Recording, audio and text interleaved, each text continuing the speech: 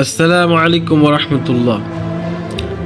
ধরুন একটা মিষ্টি, একদল পিঁপড়া তার এক পাশে এসে কিছু মিষ্টি খেয়ে নিল এবং তারা ভাবলো আমরাই মিষ্টিটা পেয়ে গেছি।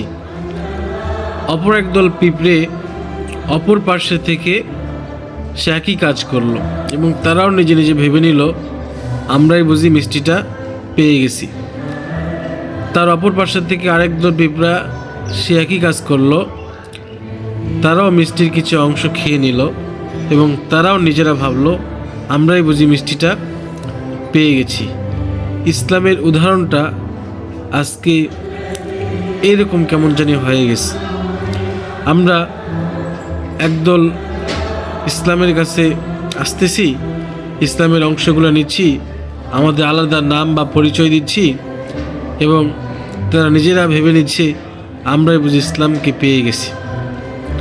অপর একদল ঠিক একই কাজ করতেছে, তারাও নিজের নাম পরিচিতি দিয়ে তারাও নিজে নিজে ভাবতেছে আমরাই বুঝি ইসলামকে পেয়ে গেছি। আসলে আমাদের মধ্যে এতটাই মতভেদ চলে এসেছে যেটা সহজ কথা বললেও তা কোনো না কোনো মত বা পথের মধ্যে চলে যায়। আজকে আমি একটা টুপি পরলে সেটাও যেন কোনো একটা মত বা পথের প্রতীক হয়। আমি একটা জুব্বা পরলে জুব্বার ডিজাইন সেটাও যেন একটা মত এবং পথের পরিচয় হয়।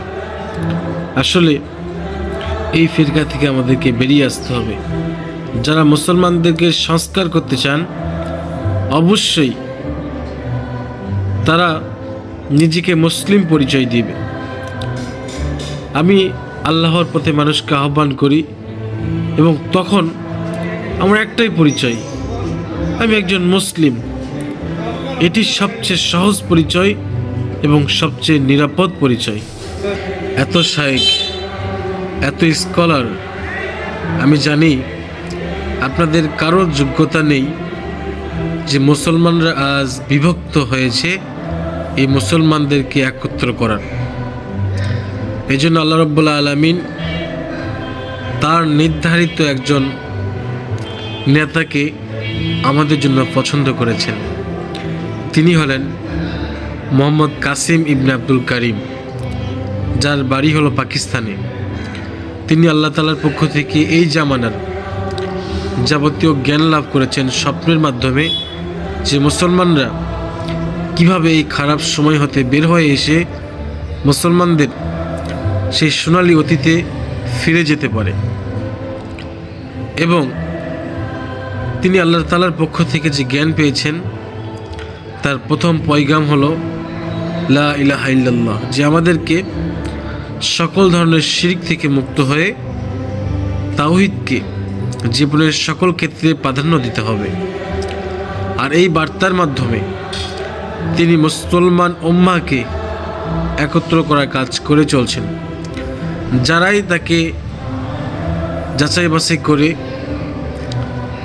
তাকে বুঝতে পারছেন এবং তারা সকল দল এবং মতকে পরিহার করে তারা শুধু এক কালেমার পতাকার নিচে একত্র হচ্ছেন। মোহাম্মদ কাসিমকে তিনি এই মুসলিম উম্মাহের ঐক্যের কাজ করছেন।